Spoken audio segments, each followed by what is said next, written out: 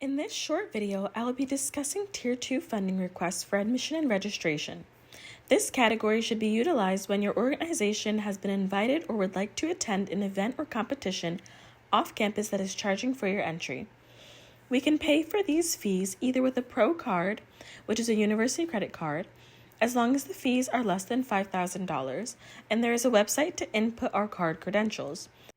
We still may shy away from utilizing a Pro card without first attempting to have your vendor set up in HuskyBuy in order to make the purchasing process easier in the future. I will now go into the common mistakes that are made when completing an admission and registration request.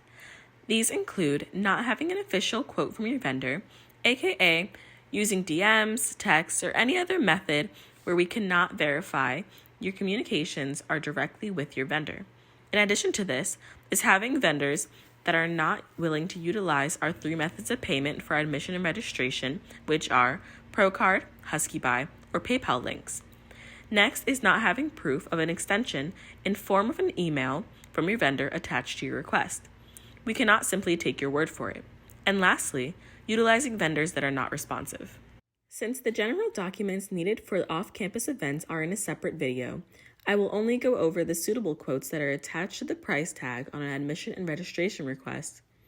This quote is a typical invitation one that your RSO may receive from another college.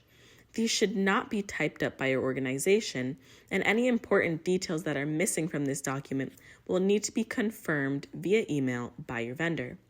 As you can see, this quote has both a website that you can pay entry fees at, and also explicitly acknowledges that they take checks as form of payment as well. Finally, it has a price per athlete and a location to where the checks can be sent to. This leaves nothing up to guessing and is a type of quote that we prefer to receive. The second quote here is in the form of an email communication, which is also fine. As you can see, they include a team price, who to make the checks payable to, and the location to send the checks to as well. Again, not leaving any gaps or questions for the funding staff. It is important to note that if your vendor wants payment in the form of a check, then they have no choice but to complete a HuskyBuy profile.